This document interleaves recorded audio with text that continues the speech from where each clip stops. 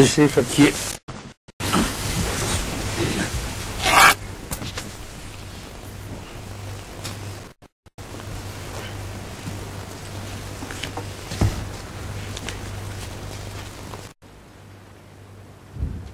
سب نہیں آج ہیں.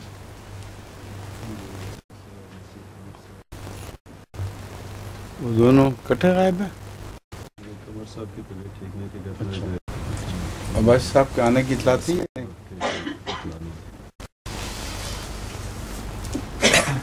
آج ہم نے سورہ شورا کی 11ویں آیت سے شروع کرنا ہے. ٹھیک ہے.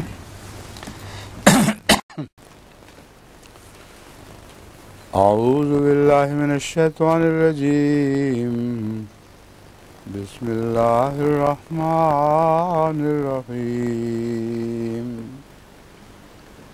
وما اختلفتم فیہ من شیء وحکمہ الی اللہ ذالکم اللہ ربی علیہ توکلت وإلیہ انیب.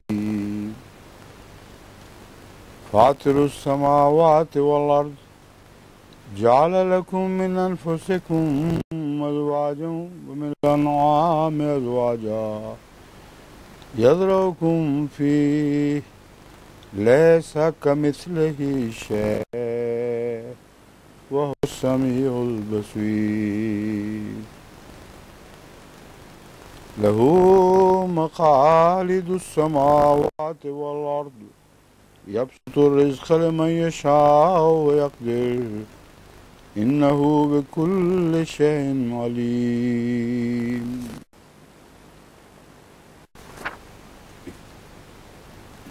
شرع لكم من الدين ما وصى به نوحا والذي أوحينا إليك وما وصينا به إبراهيم وموسى وعيسى أن أقيموا الدين ولا تتفرقوا فيه كبر على المشركين ما تدعوهم إليه الله يجتبي إليه من يشاء ويهدي إليه من ينيب.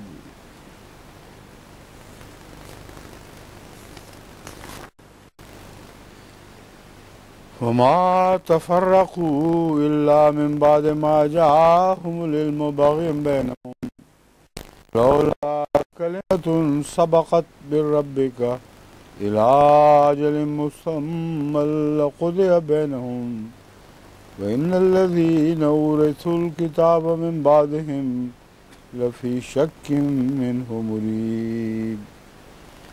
ولذلك فادع واستقم كما أمرت ولا تتبع أهواءهم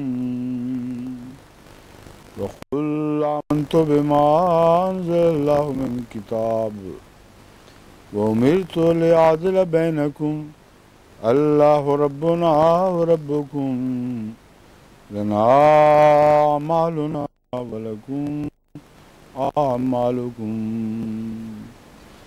لا حجة بيننا وبينكم الله يجمع بيننا وإليه المصير. والذين يحاجون في الله من بعد ما استجيب له حجتهم داحضة عند ربهم وعليهم غضب ولهم عذاب شديد. الله الذي أنزل الكتاب بالحق والميزان وما يدريك لعل الساعة قريب. يستعجل بها الذين لا يؤمنون بها والذين آمنوا مشفقون منها ويعلمون أنها الحق. ألا إن الذين يمارون في الساعة لفي ضلال بعيد. الله لطيف بعباده يرزق من يشاء وهو العزيز قوی العزیز. میں کہ یہ ماجد صاحب نے ایک گیپ کیوں ڈالے ہوئے بے وجہ؟ ہاں اس کو درمیان سے اڑایا، جہاں جہاں سے کاٹ دیے تھے اس وجہ سے یہ گیا، پھر اس فوٹوگرافی نکالی. اسی طرح رہیں گے آپ ساری عمر. ہاں جب فصل پرنٹ ہوگا تو اس میں دیکھیں یہاں بھی پیارے بے وجہ بنائے ہوئے نئے پیارے کافی چیزیں ہیں. یہ بھی دیکھیں چھوٹے ہونے لگے ہیں. یہ عارضی ہے. کلاس کے لیے عارضی. شکریہ.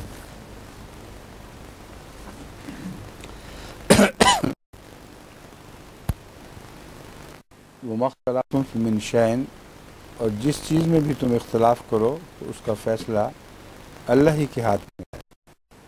یہی وہ تمہارا اللہ ہے جو میرا رب ہے، اسی پر میں توکل کرتا ہوں اور اسی کی طرف میں جھکتا ہوں. وَمَا اخْتَلَفْتُمْ فِيهِ مِنْ شَيْءٍ فَحُكْمُهُ إِلَى اللَّهِ.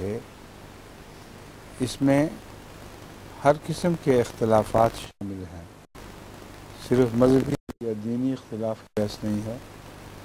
تمام امور میں انسان اختلاف کرتا ہے، اس کا حکم یعنی اصل فیصلہ اللہ ہی کے ہاتھ میں ہے. وہی جانتا ہے کہ ان اختلافات میں کون کس حد تک سچا اور کون کس حد تک جھوٹا ہے. اور دینی امور میں بھی اختلاف کے دروازے کھلے پڑے ہیں، لیکن قیامت کے دن ہی مرنے کے بعد اللہ ان کو بتائے گا کہ کن چیزوں میں وہ کیا کیا اختلاف کیا کرتے تھے. ذالکم اللہ ربی، ذالکم اللہ ربی علیہ توکلت. یہ میرا رب ہے جس پر میں توکل کرتا ہوں. مراد یہ ہے وَإِلَيْهِ أُنِيبُ، اور اسی کی طرف میں جھکتا ہوں. مراد یہ ہے کہ یہ میرا رب ہے جو فیصلے کے وقت میری تائید فرمائے گا. علیہ توکلت تو لفظ آیا ہے. کامل یقین ہے کہ جب یہ فیصلے کا وقت آئے گا اس وقت اللہ میری جو میرا رب ہے میری ہی تائید فرمائے گا. فاطر السماوات والارض، وہ آسمانوں اور زمین کو عدم سے پیدا کرنے والا ہے. اس نے تمہارے لیے تم ہی میں سے جوڑے بنائے اور مویشیوں کے جوڑے بھی.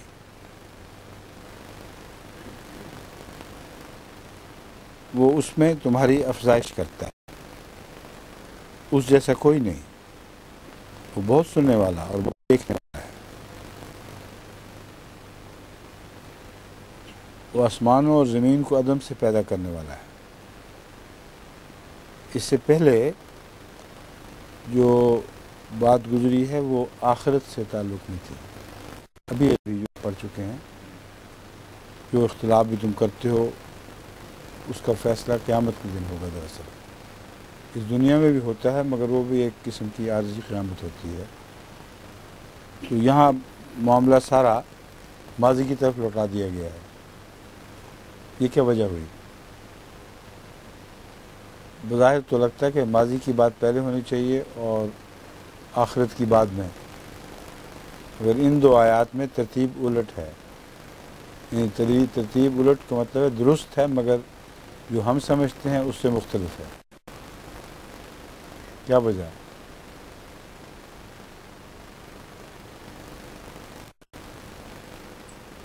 مومن صاحب قابل غور بات ہے کہ نہیں؟ یہ پھر سوچیں.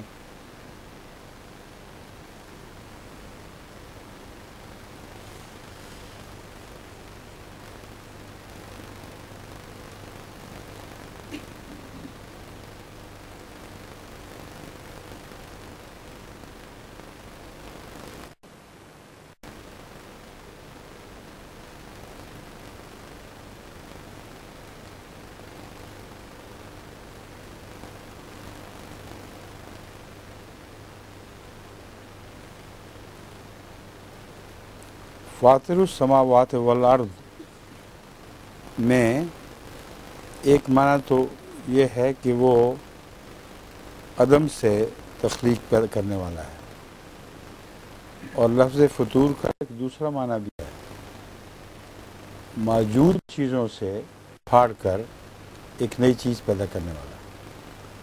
تو دراصل یہی آیت جو ماضی کی طرف اشارہ کرنے والی ہے وہ مستقبل کی بھی بات کر رہی ہے۔ فاطر السماوات والارض، وہی خدا جس نے عدم سے تمہیں پیدا کیا وہ زمین اور آسمان کو پھاڑے گا اور ان سے ایک نئی مخلوق پیدا کرے گا اور تمہیں نئی زندگی بخشے گا۔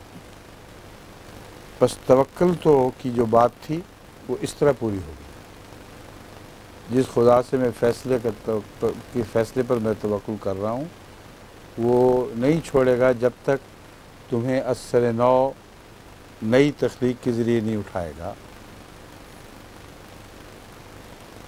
اور جب تمہیں اثر نو اٹھائے گا تو اس وقت خدا کی وحدانیت اپنی پوری شان سے ظاہر ہوگی، کیونکہ اس دنیا میں تو تمہیں بھی اور جانوروں کو بھی جوڑے جوڑے پیدا کیا ہے، اور ان جوڑوں کے ذریعے وہ جو چاہتا ہے زمین میں پھیلاتا ہے، لیکن لیسا کا مثل ہی شیء، اللہ جیسا کوئی نہیں، اس لیے اللہ کا کوئی جوڑا نہیں۔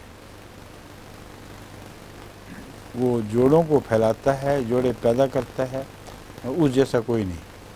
بس وحدانیت کا جو میں نے کہا تھا نا کہ اس وقت ثابت ہوگی اصل، جب خدا کے سوا کوئی نہیں ہوگا، کہ سارے جوڑے جوڑے جیسے بھی لوگ ہیں وہ حاضر ہو جائیں گے، مگر اللہ کا کوئی جوڑا نہیں ہوگا، اس جیسی کوئی چیز ہے ہی نہیں کہ وہ قیامت کے دن جو خدا کے سوا اپنی صفات کے لیے کسی اور میں بھی موجود ہے۔ تو صفات الہی جو ہیں دراصل ان کا پرتو ہمارے اندر پایا جاتا ہے، وہ صفات اپنی اصل صورت میں پائی جا ہی نہیں سکتی، انسان کے اندر کسی تخلیق میں نہیں پائی جا سکتی۔ اگر وہ ذاتی صفات ہوتی تو لیسا کا مثل ہی شیء کا مضمون بیان نہیں ہو سکتا تھا۔ بس یہ ساری باتیں ضمناً انہی آیات کے مضامین میں ڈوبی ہوئی ہیں۔ وَهُوَ السَّمِيعُ الْبَصِيرُ، اور وہ بہت سننے والا اور بہت دیکھنے والا ہے۔ اس سمیع بصیر کا تعلق دراصل پہلی آیت سے ہے، جس میں فیصلے کی طرف اشارہ ہے کہ اس پر میرا توکل ہے، وہ ضرور فیصلہ کرے گا۔ اگر کوئی دیکھنے والا نہ ہو اور سننے والا نہ ہو تو صحیح فیصلہ کر ہی نہیں سکتا۔ بس جن باتوں کی تمہیں کوئی خبر نہیں اس کو خبر ہے، وہ سنتا بھی ہے اور دیکھتا بھی ہے، کوئی چیز اس سے مخفی نہیں رہ سکتی۔ لَهُ مَقَالِيدُ السَّمَاوَاتِ وَالْأَرْضِ، آسمانوں اور زمین کی چابیاں اس کے ہاتھ میں ہیں۔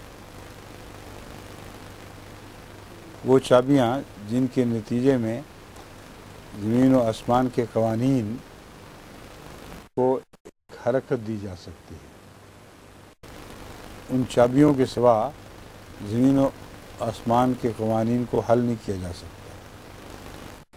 تو جتنے بھی سائنسی انکشافات ہو رہے ہیں ان سب پر اس آیت کا اطلاق ہے کہ چابیاں اللہ ہی کے ہاتھ میں، جب وہ چاہتا ہے، جس کو چاہتا ہے وہ چابیاں عطا فرماتا ہے، اور کھولنے والے سمجھتے ہیں کہ ہماری چابیاں ہم کھولنے والے ہیں، لیکن لہو کا لفظ اسی کی ہے اور اسی کی ہونی چاہیے، کیونکہ آسمانوں اور زمین کی پیدائش تو اسی نے کی ہے۔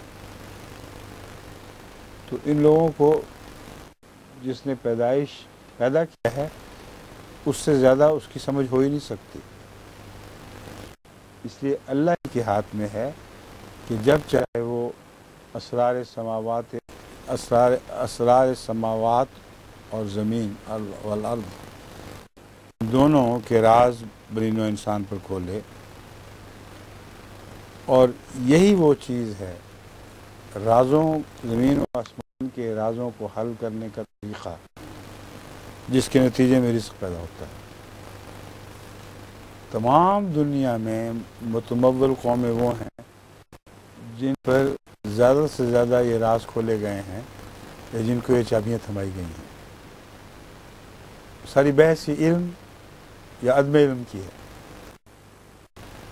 علم دولت ہے، علم طاقت ہے، اور ان کا سارا علم دولت بنانے پہ صرف ہوتا ہے۔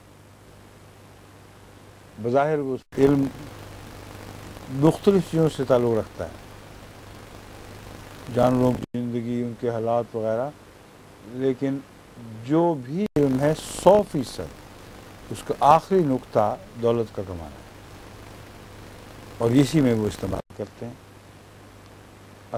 آسمانوں کی بڑی باریک بحثیں کرتے ہیں، اور وہ علم ان کو اس دنیا میں اپنے تسلط کو بڑھانے کا ایک ذریعہ بن جاتا ہے۔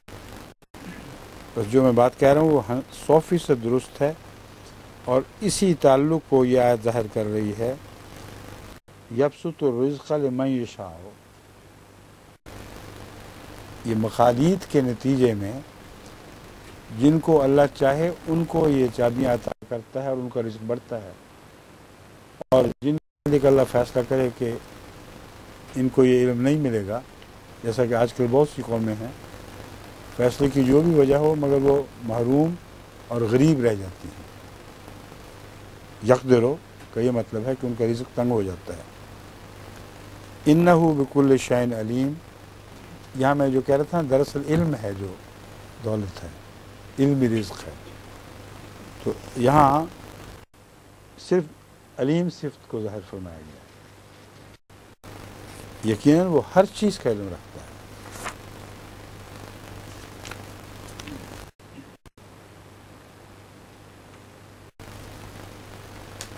شرع لکم من الدین ما وصى به نوحا والذی اوحینا الیک۔ اس آیت کا ترجمہ کرنے میں کافی وہ زور لگانا پڑا۔ عربی میں واضح ہے مگر اردو میں ڈھالنا ایک مشکل کام ہے۔ میں نے اس کو اس طرح حل کیا ہے اپنی طرف سے، اس نے تمہیں اسی طرح دینی امور میں شریعت عطا کی۔ شرع لکم من الدین ما وصى میں اسی طرح کا مضمون آ رہا ہے۔ اس نے تمہیں اسی طرح دینی امور میں شریعت عطا کی جیسے اس نے نوح کو اس کا تاکیدی حکم دیا تھا، یعنی شریعت کا۔ بالکل اسی طرح اس نے تمہیں بھی شریعت عطا کی۔ حاصل مطلب یہ ہے، اب یہ جو حاصل مطلب یہ ہے، یہ ترجمہ اس بات کا ہے وما وصینا، اور جو ہے وہ حاصل مطلب کے طور پر اس مضمون کو کھولتا ہے، ورنہ تعلق نہیں قائم ہوتا، اور میں حاصل مطلب ہونا شامل ہوا کرتا ہے، اور کے لفظ میں داخل ہے۔ اب اس تشریح کے بعد یہ غور سے پھر سن لیں۔ اس نے تمہیں اسی طرح دینی امور میں شریعت عطا کی جیسے اس نے نوح کو اس کا تاکیدی حکم دیا تھا۔ حاصل مطلب یہ ہے کہ تیری طرف وہی کیا۔ یہ کیا لکھا ہوا ہے؟ غلط ہو گیا یہاں، جو میں نے لکھا تھا یا کوئی مٹانا بھول گیا ہوں یا آپ اس میں سے کچھ چھوڑ گئے ہیں۔ یہ تو حاصل مطلب چھوڑ کے کچھ بھی نہیں بنتا۔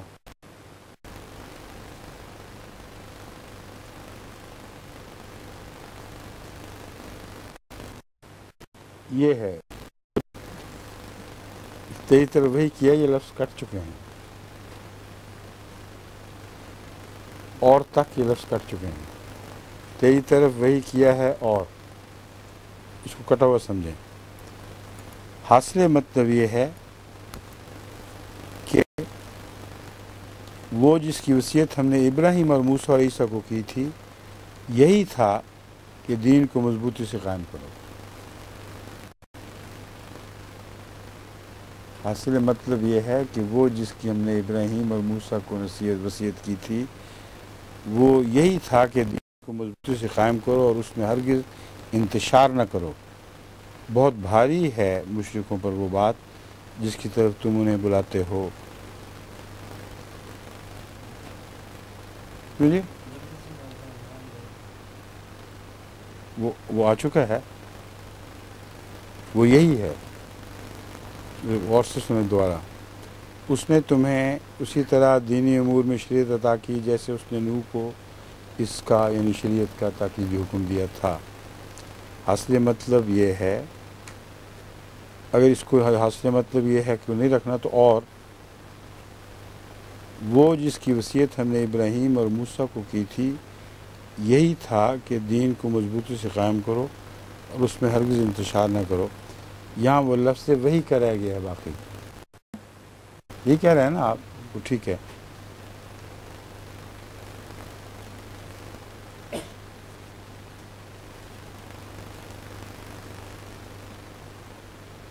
اسی طرح دین منشریت آ گئی تھی جیسے نوح کو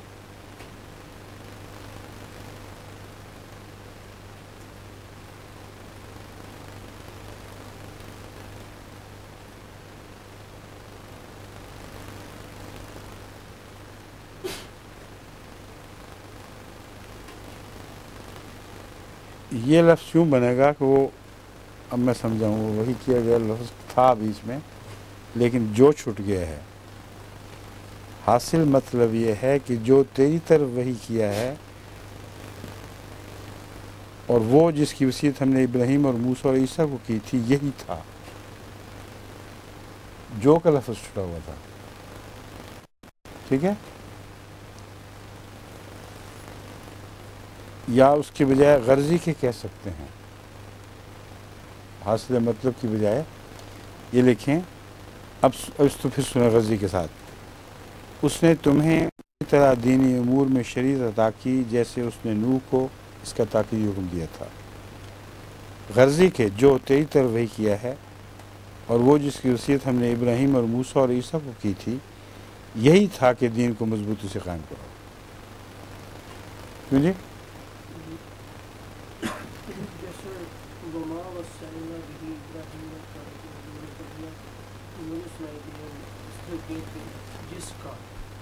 ہاں تو پہلا جو ما وصّى به نوحًا ہے ہاں اس کا بھی اگر جیسے کی بجائے جس کا کر دیا جائے جس کا کر دی جائے تو زیادہ ٹھیک ہے. اس طرح کر کے دیکھ لیتے ہیں. اس نے تمہیں اسی طرح دینی امور میں شریعت عطا کی جس کا اس نے نوح کو تاکیدی حکم دیا تھا.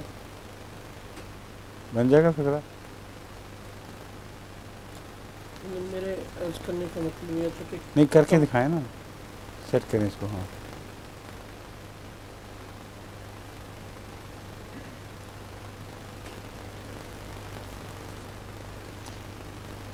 اور اس نے دینی امور میں تمہارے لیے وہ شریعت مقرر کی جس کا اس نے نوح کو تاکیدی حکم دیا تھا اور اسی طرح وہ جو تیری طرف وحی کیا گیا یعنی وہ امور جو تیری طرف وحی کیے گئے اس میں وہ اس شریعت میں شامل ہیں جو تمہیں دیے گئے ہیں. اسی طرح وہ جو ابراہیم کو تاکیدی حکم دیا گیا وغیرہ اس طرح اگر ہو جائے لکھ کے دینا مجھے. اس طرح زبانی ترتیب بڑی مشکل ہو جاتی ہے. سر دست تو یہ ہے اس نے تمہیں اسی طرح دینی امور میں شریعت عطا کی. شرع لکم من الدین ما وصّى بہ. میرے نزدیک بین ہی وہ شریعت عطا نہیں کی گئی جو نوح کو دی گئی تھی، اس لیے میں نے اس کو الگ رکھا ہوا ہے. اسی طرح ما سے مراد شریعت عطا کرنے کا جو سنت ہے یہاں وہ مراد ہے، نہ کہ شریعت کی تفصیل. تو جیسا کہ خدا کی سنت نوح کے ساتھ بھی اسی طرح چلی تھی کہ اس کو شریعت عطا کی گئی تھی، اسی اس طریقے سنت پر تجھے بھی شریعت عطا کی گئی ہے.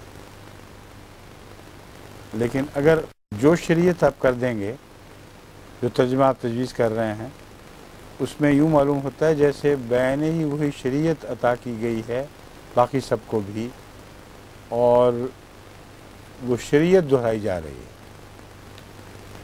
حالانکہ سنت اللہ دہرائی جا رہی ہے، شریعت نہیں دہرائی جا رہی، سمجھیں؟ اس وجہ سے مجھے ساری دقت پیش آ رہی تھی ترجمے میں، اور اس دقت کو حل کرنے کی خاطر میں نے یہ زبان استعمال کی ہے ترجمے کی جو آپ کے سامنے ہے۔ اس لیے اس میں اگر آپ کوئی تبدیلی تجویز کریں کہ جو قرآن کا مقصود ہے وہ تبدیل نہ ہو، اور یہ قطعی بات قرآن کریم کی پڑھنے والوں پر واضح ہو جائے کہ اللہ تعالیٰ شریعتوں کے بار بار انہی شریعتوں کے نازل ہونے کا ذکر نہیں فرما رہا، بلکہ نبیوں کے ساتھ، سب نبیوں کے ساتھ خدا کی جو سنت رہی ہے کہ ان کو شریعت عطا کرتا رہا ہے، ویسے ہی تجھ سے بھی سلوک کیا ہے۔ لیکن رسول اللہ صلی اللہ علیہ وسلم کو جو شریعت عطا کی گئی ہے وہ سب سے بالا تھی، وہ تھی ہی نہیں، سمجھیں؟ اس پہلو سے اس کو پھر آپ دیکھ لیں، اور اس کا ترجمہ اگر کوئی بہتر تجویز کر سکتے ہوں تو لکھ کے بھیج دیں۔ جو موجود ہے وہ یہ ہے، اس نے تمہیں اسی طرح دینی امور میں شریعت عطا کی جیسے اس نے نوح کو اس کا تاکیدی حکم دیا تھا۔ غرضی کے جو تیری طرف وحی کیا ہے، اور وہ جس کی وصیت ہم نے ابراہیم اور موسیٰ اور عیسیٰ کو کی تھی، یہی تھا کہ دین کو مضبوطی سے قائم کرو اور اس میں ہرگز انتشار نہ کرو۔ یعنی یہ مشترک بات ہے ان میں، صرف باقی تفاصیل مشترک نہیں ہے کہ دین کو مضبوطی سے قائم کرو اور اس میں ہرگز انتشار نہ کرو۔ بہت بھاری ہے مشرکوں پر وہ بات جس کی طرف تم انہیں بلاتے ہو۔ اللہ ہی ہے جو اپنے لیے اسے چن لیتا ہے جسے وہ چاہتا ہے، اور اپنی طرف سے وہ اسے ہدایت دیتا ہے جو عاجزانہ راہیں اختیار کرتا ہے۔ باقی تو ٹھیک ہے نا؟ اب اگر شریعت کے حوالے کا صرف یہ خلاصہ سمجھیں کہ دین کو مضبوطی سے قائم کرو، اس میں ہرگز انتشار نہ کرو، تو پھر یہ بھی مطلب بن سکتا ہے کہ سب کو یہی شریعت دی گئی ہے، ٹھیک ہے نا؟ پھر ترجمہ ممکن ہے وہ، لیکن کیا یہی مقصد ہے؟ اس پہ پھر ایک دفعہ غور کر لینا چاہیے۔ چلیں جی، اب اس کا تشریحی ترجمہ جو ہے وہ یہ ہے، تمہارے لیے بھی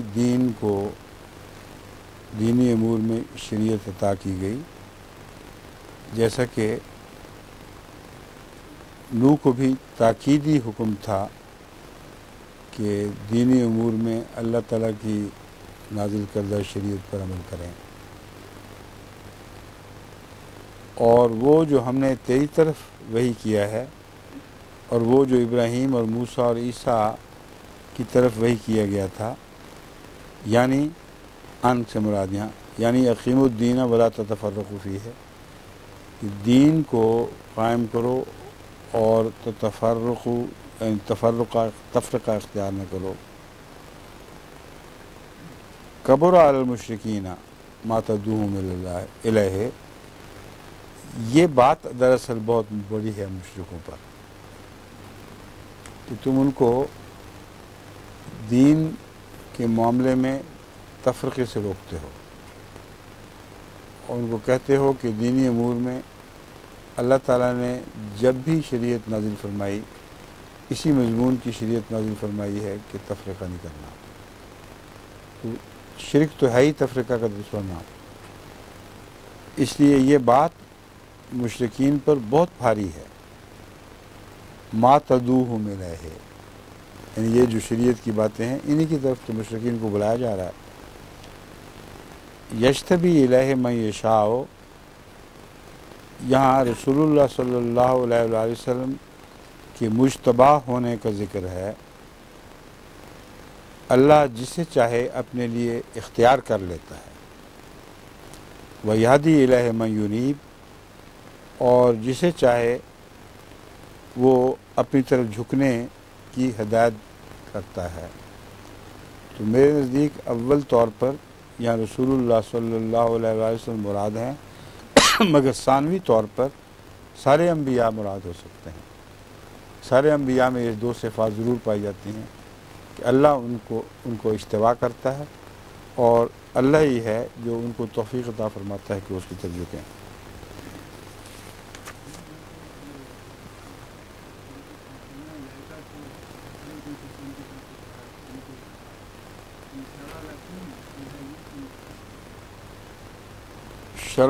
شریعت جتنی بھی ہے وہ سب کے لیے ہوتی ہے، مگر سب پر وہی نہیں ہوتی۔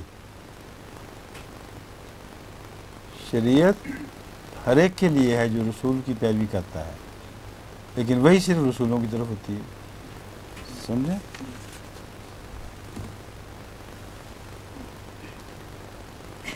اب یہ جو ترجمہ ہمارا پہلا گزرا ہے اس کی تائید یہ اگلی آیت کرتی ہے، اور انہوں نے تفرقہ نہیں کیا مگر ایک دوسرے کے خلاف بغاوت کرتے ہوئے بعد اس کے کہ ان کے پاس علم آ چکا تھا۔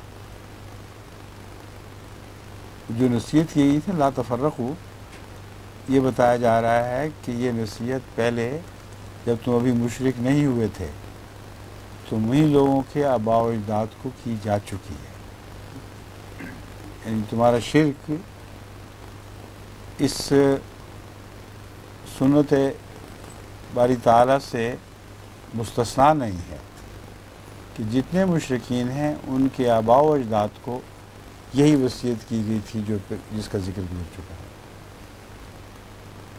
اور جب انہوں نے تفرقہ اختیار کیا باوجود اس ہدایت کے کہ تفرقہ نہیں کرنا، تو من بعد ما جاءہم العلم، علم کے باوجود کیا، اور تفرقہ کی نفسیات بیان فرمائی ہیں کہ ایسے لوگ جب تفرقہ کرتے ہیں تو دراصل ایک دوسرے کے خلاف بغاوت کی وجہ سے کرتے ہیں، ان کی بالادستی کو قبول نہیں کرنا چاہتے۔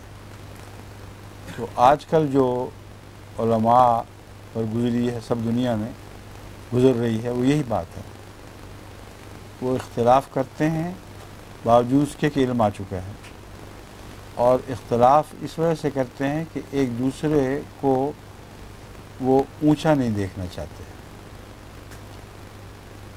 ان کے دلوں میں ان کے خلاف نفرت موجود ہے، اور جب وہ علم میں کوئی فتویٰ جاری کرتے ہیں علم سے تعلق میں تو اس کا انکار فتوے کی صحت یا اس کی غلطی کے نتیجے میں نہیں ہے، یعنی غلطی کے نتیجے میں نہیں ہے، صحت اور غلطی ایک الگ مسئلہ ہے، اس وجہ سے ہے کہ فتویٰ دینے والے کے خلاف بغی ہے، اس سے نفرت کرتے ہیں، اور تمام افتراق کی جڑ یہی اسی نفسیات میں ہے۔ امت محمدیہ کا حال لیں یا دوسری امتوں کا، ہر جگہ علماء نے ایک دوسرے سے بوجھ کی خاطر ان کی بالادستی کو قبول نہ کرنے کا فیصلہ کرتے ہوئے اختلاف کیا، جس کا مطلب ہے اختلاف کسی بنیاد پر تھا ہی نہیں، غلط یا صحیح کی بنیاد پر نہیں تھا، اختلاف بغین کی وجہ سے، بغی کی وجہ سے تھا۔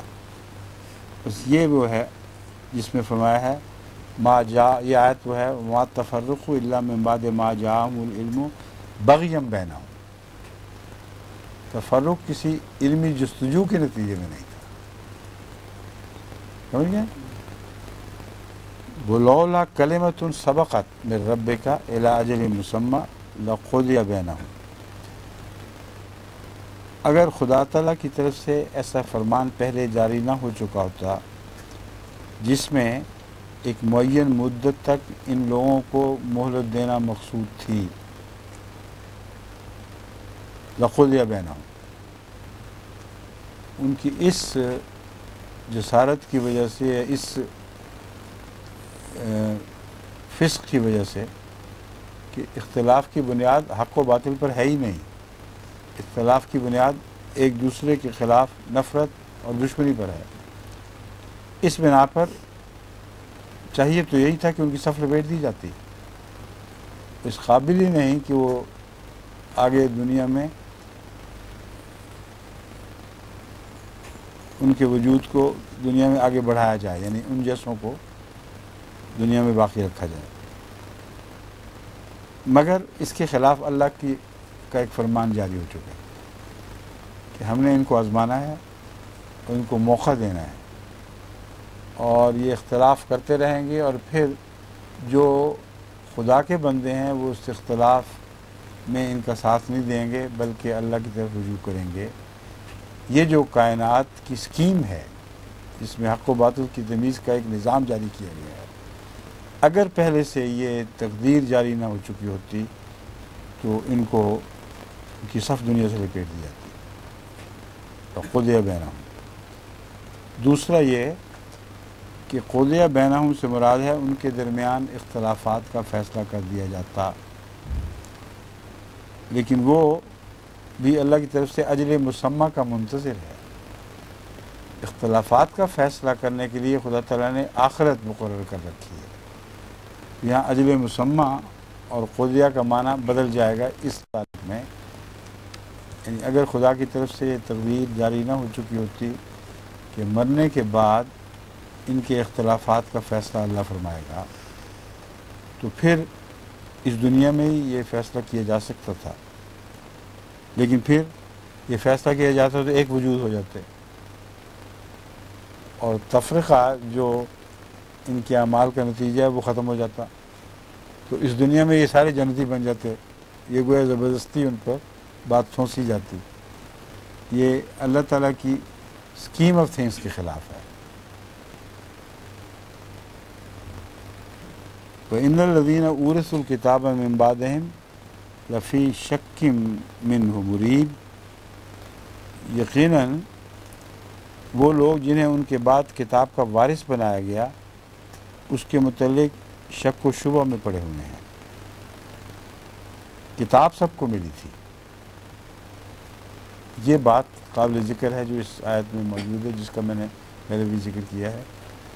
کتاب کے بغیر اختلاف شروع ہی نہیں ہوئے، کتاب پہلے دی گئی ہے، پھر اختلافات کا دروازہ کھولا گیا ہے، تو وہ لوگ جن کو اس سے پہلے کتاب دی گئی تھی وہ بھی شک و شبہ میں مبتلا ہو گئے اور اپنی من مانی کاروائیاں کرنے لگے اور جسے کتاب کی طرف منسوخ کرنے لگے۔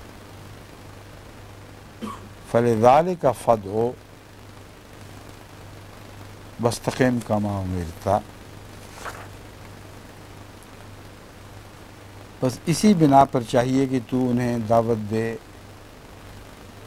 کیونکہ یہ لوگ پہلے بلائے گئے تھے اور اس سے ہٹ گئے تھے، اس لیے دوبارہ ان کو اصل کی طرف لوٹانے کے لیے فلذالک، اسی بنا پر چاہیے کہ تو انہیں دعوت دے اور مضبوطی سے اپنے موقف پر قائم ہو جا جیسا تجھے حکم دیا جاتا ہے، اور ان کی خواہشات کی پیروی نہ کر، اور کہہ دے کہ میں اس پر ایمان لا چکا ہوں جو کتاب ہی کی باتوں میں سے اللہ نے اتارا ہے، میں اس پر ایمان لا چکا ہوں جو کتاب ہی کی باتوں میں سے اللہ نے اتارا ہے۔ تو کتاب کی باتیں بے شمار ہو سکتی ہیں، ان میں سے جو کچھ بھی اب تک یعنی اس آیت کے نزول تک اللہ نے آپ پر وحی فرما دی تھی وہ الکتاب میں سے ہی ہے، خواہ الکتاب پوری نازل نہ بھی ہو چکی ہو۔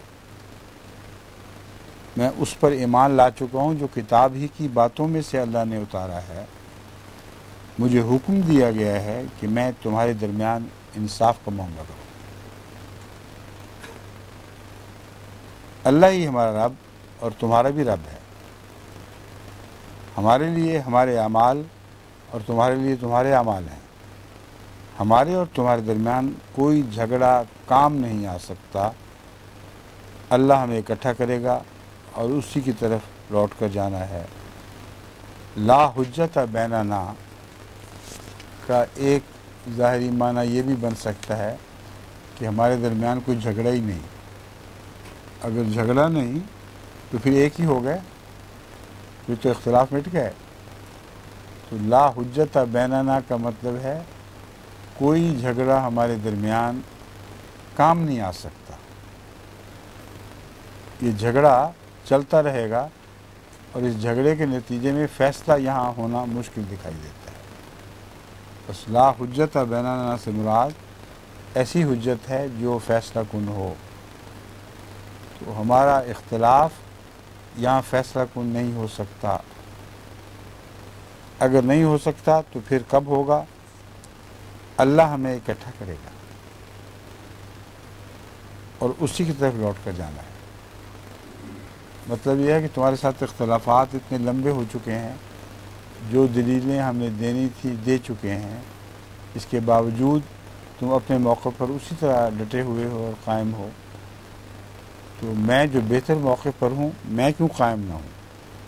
اس سے پہلے یہی مضمون ہے کہ تو اپنے موقع پر ڈٹا رہے، بالکل نہیں ہٹنا.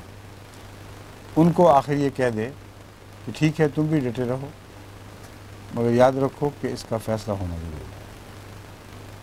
اللہ کی طرف ہم لوٹائے جائیں گے، وہیں اکٹھے ہوں گے اور پھر اسی کے ہاتھ میں سب فیصلہ ہوگا. والذین یحاجون فی اللہ من بعد ما استجیب لہم، اور وہ لوگ جو اللہ کے بارے میں اس کے بعد بھی جھگڑا کرتے ہیں کہ اسے قبول کر لیا گیا ہے، ان کی دلیل ان کے رب کے حضور ریزہ ریزہ ہے اور ان پر ہی غضب ہوگا اور ان کے لیے سخت عذاب مقدر ہے. ان کی دلیل ریزہ ریزہ ہے کا مطلب ہے اس کی دلیل میں کچھ بھی نہیں باقی رہا. یہ جو مضمون ہے کہ جب قبول کر لیا گیا خدا کو تو پھر اختلاف وہ کیسے کرتے ہیں، یہ اصل سمجھنے والی بات ہے. والذین یحاجون فی اللہ من بعد ما استجیب لہم، جو اللہ سے اس کے بعد بھی جھگڑا، اللہ کے بارے میں اس بات کے باوجود بھی جھگڑتے ہیں کہ اسے قبول کیا جا چکا ہے.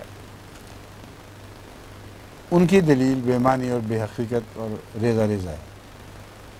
اس سے مراد خدا کی عالمی شناخت ہے. تمام دنیا میں اللہ کا تصور پایا جاتا ہے، اور یہ وہ دلیل ہے جس کو بعض دہریہ فلاسفرز نے بھی خدا کے حق میں سب سے بڑی دلیل کے طور پر تسلیم کیا. وہ کہتے ہیں، ایسے دہریہ فلاسفر جو کارل مارکس سے پہلے پیدا ہوئے اور دہریت کے پرچار کرنے والے تھے، انہوں نے یہ اس دلیل پہ آ کے گھٹنے ٹیک دیے. کہتے ہیں یہ تو سمجھ آ سکتی ہے کہ انسان خدا کا تصور بنائے، بڑے کو دیکھا اس کے سامنے تعظیم شروع کر دی، مگر یہ سمجھ نہیں آ سکتی کہ دنیا کی ہر سرزمین پہ خدا کا تصور موجود ہے. کیوں ہوا آخر؟ اس سے معلوم ہوتا ہے کہ کوئی ایسی قدر مشترک ہے اوپر جو ان سے بلواتی ہے. ان کے نزدیک یہ گواہی جو عالمی گواہی ہے، اس سے بڑھ کر خدا کی ہستی کی کوئی دلیل نہیں ہے. باوجود اس کے کہ انہوں نے اس کو قبول نہیں کیا، اس لیے کہ اور شکوک میں مبتلا تھے، لیکن اس دلیل کو تقویت کو تسلیم کیا ہے. بس خود اس آیت کا نشانہ وہ بن گئے. ایسے فلاسفر ایک طرف مانتے ہیں کہ قطعی حجت آ چکی ہے، دوسری طرف اس کو قبول نہیں کر رہے. بس اپنے نفس میں وہ لوگ ملزم ہو چکے ہیں. جن دہریوں نے یہ دلیل، اس دلیل اور اس کی بالادستی کو قبول کر لیا اور پھر بھی خدا کے قائل نہیں ہوئے، ان کی ہر دلیل جو خدا کے خلاف ہے وہ بے معنی اور بے حقیقت ہے، ان کے اپنے موقف کے برعکس ہے. وَعَلَيْهِمْ غَضَبٌ وَلَهُمْ عَذَابٌ شَدِيدٌ، اور وہی ہیں جن پر خدا کا غضب ہوگا یا غضب ہے، اور ان کے لیے بہت شدید عذاب مقدر ہے. اور ان پر ہی غضب ہوگا اور ان کے لیے سخت عذاب مقدر ہے.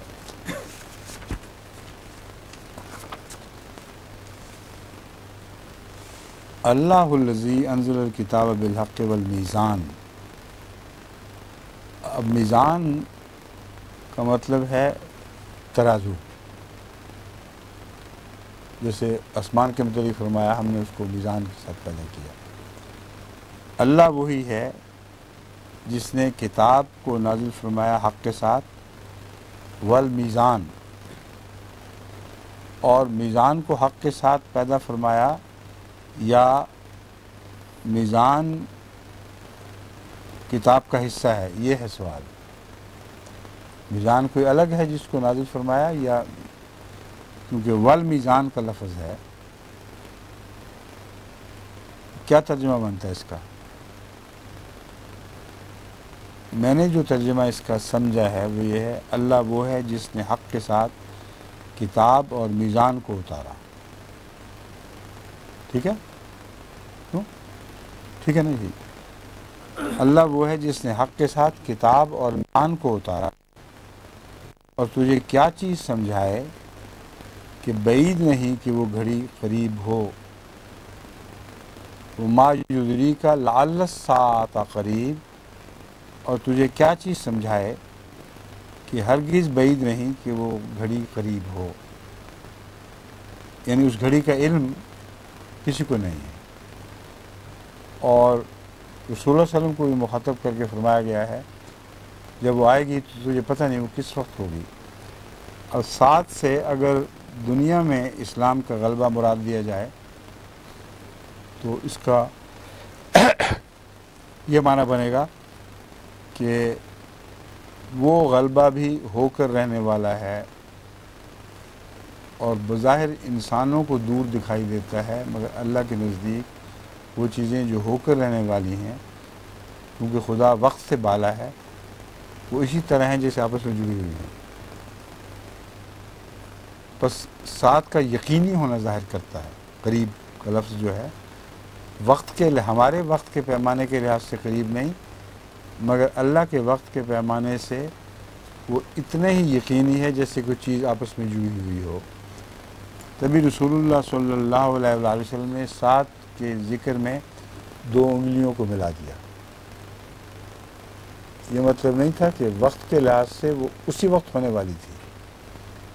مراد یہ تھا کہ جس طرح 2 انگلیاں مل کر درمیان میں فاصلہ نہیں رہتا، اسی طرح جو پیشگوئیاں ہیں اسلام کے غلبے کی وہ اتنی یقینی ہیں کہ گویا 2 انگلیاں جیسے آپس میں جڑی ہوئی ہیں. لیکن خدا کے وقت کے مطابق ہے، یہ انسانی وقت کے مطابق فاصلے ہو سکتے ہیں. اب والمیزان کیا ہے پھر؟ کتاب تو ہو گئی، میزان کیا چیز ہے؟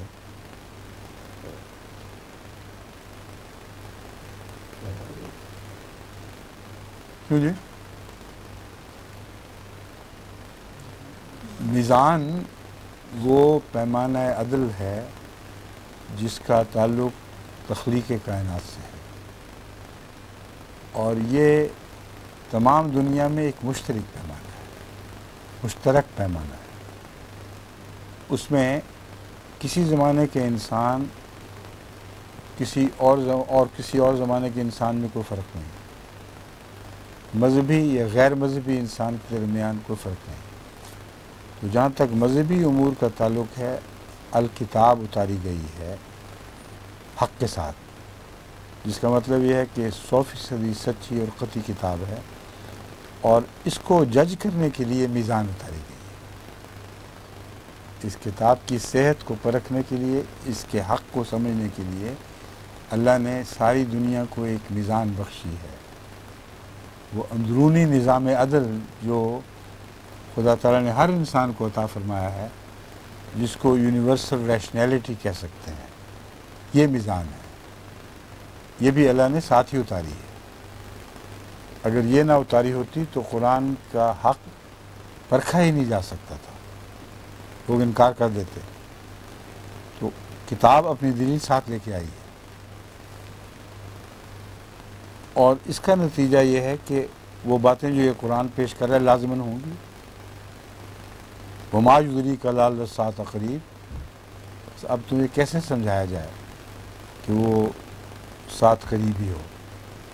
جب بھی خدا تعالیٰ وما یدریک کا لفظ محاورہ استعمال فرماتا ہے، اس سے مراد یہ ہے کہ انسانی سمجھ ایک خاص وقت میں ان چیزوں کا صحیح ادراک نہیں کر سکتی جو درست ہیں، لیکن اس زمانے میں ان کو پہچانا نہیں جا سکتا۔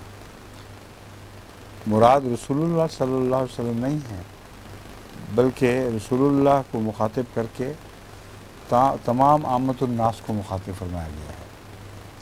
گویا کہ یہ کہہ سکتے ہیں رسول اللہ کے حوالے سے کہ اے انسان، تجھے کیا چیز سمجھا سکے کہ پیمانے مختلف ہیں، المیزان الگ الگ ہیں، اس پہلو سے کہ ایک اللہ کی میزان عدل ہے جس کا صحیح علم اللہ ہی کو ہے، اور اس کی روح سے وقت کے فاصلے مٹ جایا کرتے ہیں۔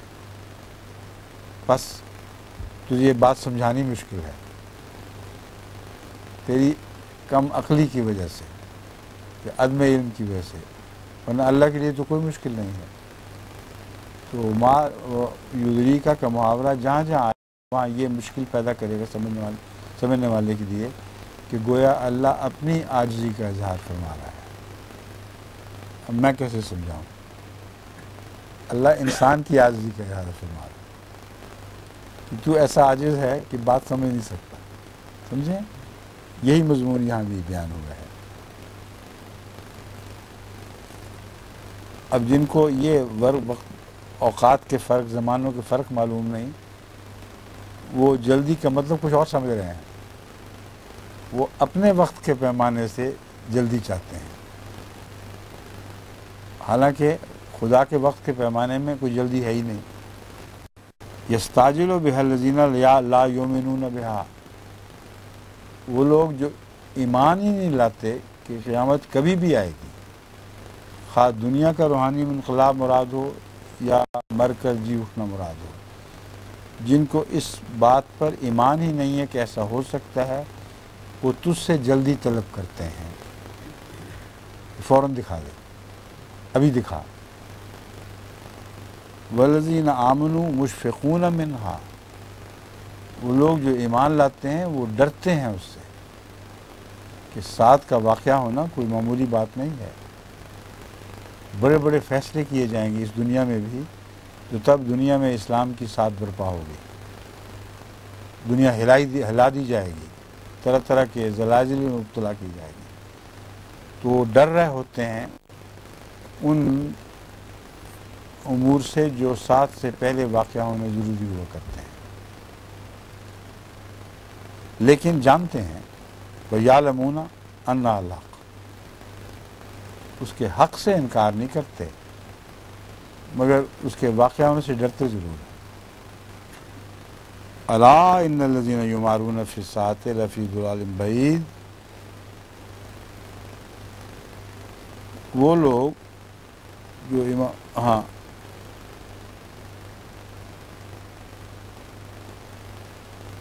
خبردار، الا خبردار،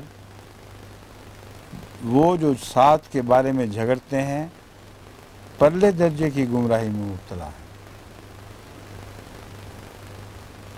پرلے درجے کی گمراہی سے مراد یہ ہے کہ ان کی ضلالت بہت دور کی ہے، اتنی دور سے کہ وہ اس کو دیکھ بھی نہیں سکتے، چونکہ ان کے نزدیک ساتھ دور کی چیز ہے،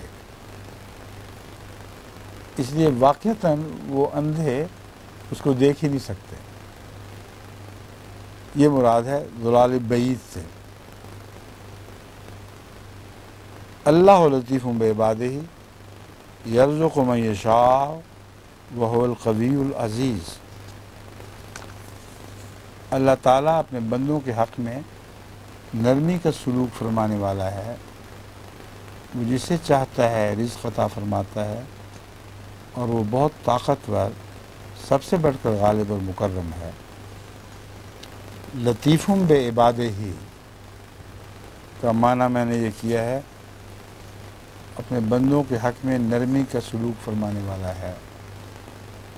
لطیف کا عام معنی تو یہ ہے کہ باریک نظر سے دیکھنے والا ہے۔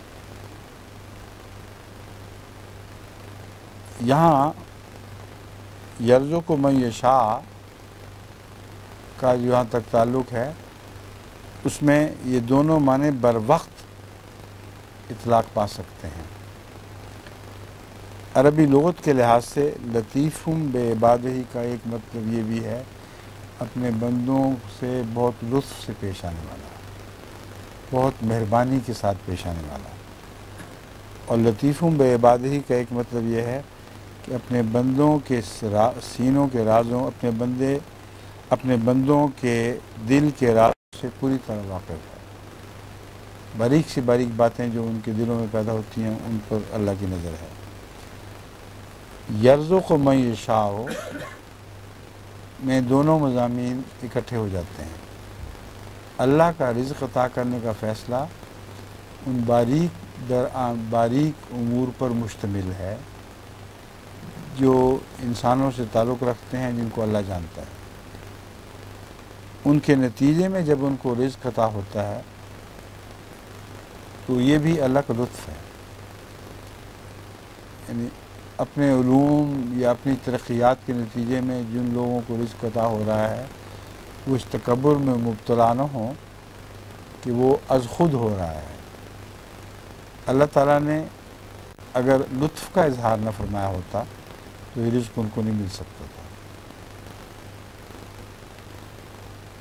وَهُوَ الْقَوِيُّ الْعَزِيزُ، مگر یاد رکھنا چاہیے ان کو اصل اللہ ہی ہے جو غالب ہے، ساری قوتیں اس کے ہاتھ میں ہیں، اور وہ سب سے بڑھ کر غالب اور مکرم ہے۔ من کان یرید حرث الآخرۃ نزد لہ فی حرثہ، برابر بھی اچھا 2 منٹ ابھی ہو سکتی ہے، ایک آیت کی تلاوت ہو سکتی ہے۔ بعض تو بہت ہی تیزی سے وقت گزرتا ہے، اب میں حیران ہو گیا ہوں، میں 20 منٹ سمجھا تھا 25 ہوں گے، اس لیے بات ہے۔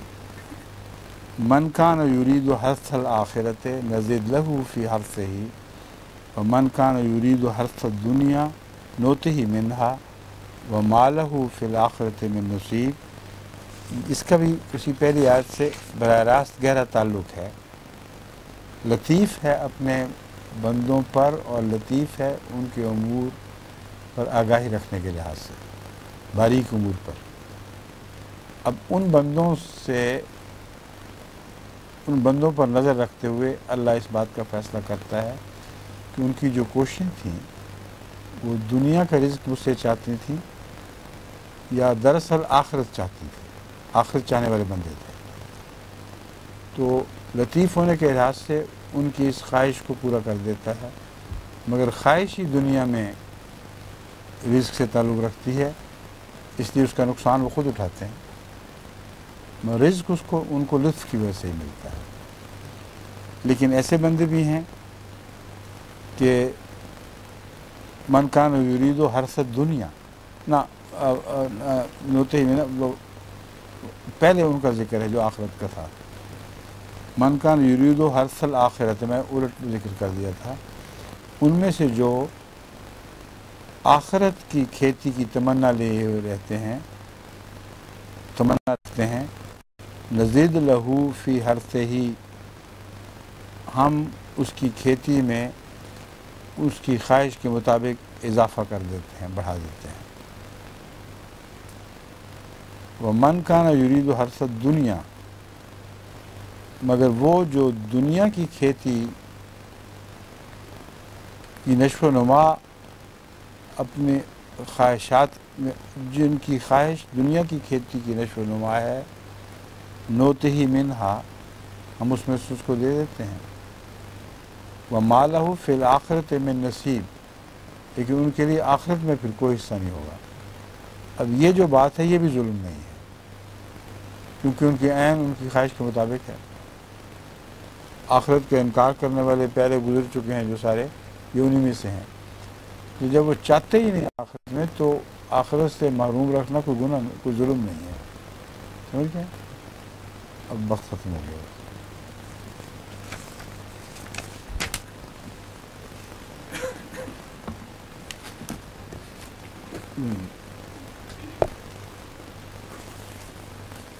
وہ جو آیت ہم نے بات کی تھی ترجمے میں، جس سے کچھ مشکل پیش آ رہی تھی، اس کو میں نے ابھی کھلا رکھ رہا ہوں. آپ مزید غور کر کے آپ میں سے جو بھی دوسرے سننے والے ہیں یہاں موجود، خطوں کی ضرورت نہیں ہے. یہاں اللہ کے فضل سے کافی علماء موجود ہیں قرآن کے علم رکھنے والے اور عربی کا علم رکھنے والے، جیسے وہ آپ کے ساتھ بیٹھے ہوئے ہیں جن کو فارسی کا بھی علم ہے. تو یہ علماء مل کر یا اپنے اپنے طور پر مل کے نہیں، اپنے طور غور کر کے مشورہ دیں کہ اس کا کیا ایسا ترجمہ کیا جا سکتا ہے جو کنسسٹنٹ ہو ساری آیت میں. ٹھیک ہے؟ جزاکم اللہ.